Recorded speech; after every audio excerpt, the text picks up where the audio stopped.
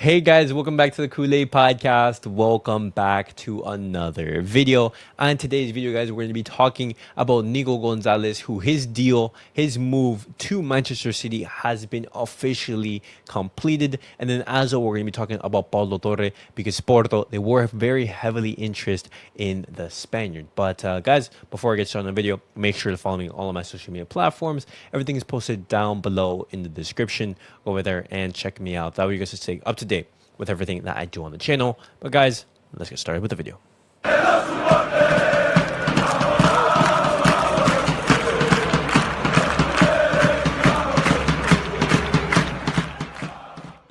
All right, guys, let's get started with the video and let's talk about Nico Gonzalez, who has officially completed his move and is going to be joining Manchester City. Manchester City, they've activated his 60 million euro release clause, and that means that Nico Gonzalez will be heading to Manchester and will be leaving to Porto. And because Barcelona, they have a 40% sell-on clause, that means that Barcelona, they will be receiving 24 million euros from that 60 million euro release clause, which is absolutely fantastic. And that's going to be totaling up to 32 million euros, because if you guys don't remember, Barcelona, they did receive 8.5 million euros for his departure to Porto.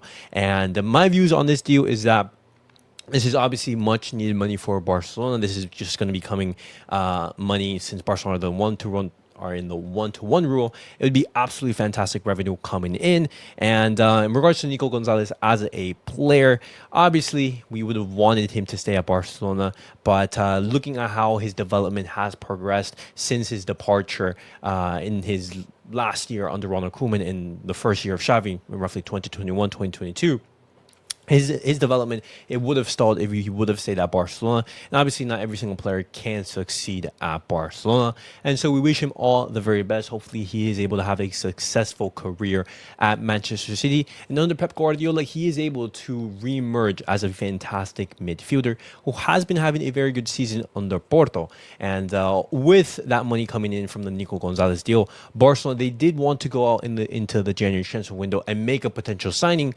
But because Marcus Rashford, he has officially made his move to Aston Villa, Barcelona, they're just going to be taking in that money from Nico Gonzalez and just going to be using it in the January transfer window. They're not going to be making any last-minute deals in the January transfer window, which I think is the more responsible and the better option to go for. You have, what was going to be your January transfer target, head to a different team. And so let's be responsible. Let's take that money that we're bringing in and just use it and plan for it better in the summer. But continuing on and talking about transfer news, guys, I want to be talking about Pablo Torre, because FC Porto, they were in contact for Barcelona for Pablo Torre after that Nico Gonzalez deal to Manchester City was completed. And Barcelona and Hansi Flick, they've both closed the door on Pablo Torre leaving, which I think is an absolutely fantastic move.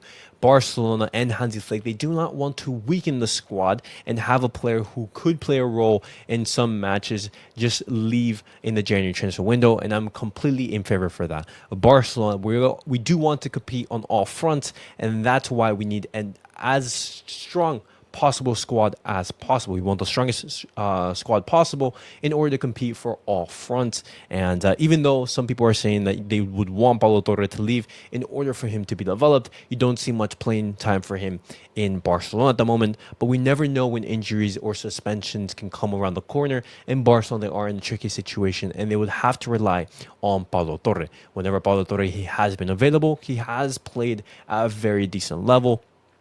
And so I am very happy that he is staying and not leaving to Porto. But guys, I want to know your guys' opinions in regards to Nico Gonzalez deal. Are you guys feeling a little bit disappointed that he did leave Barcelona and join Manchester City?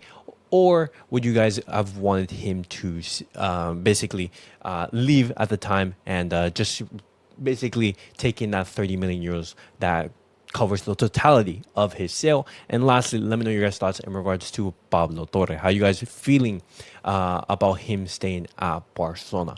But guys, that was it for the Barcelona news of the day. I mean, in an earlier video talking a little bit about yesterday's victory against Alaves in a little bit more detail. Just talked about some stats, talked about Robert Lewandowski, and talked about Jules Koundé, who did reach an important milestone. But as always, guys, make sure to like, subscribe, and comment. And I'll see you guys all in the next video. Peace out, guys. Alegría, el estilo a lo que más quiero en la vida.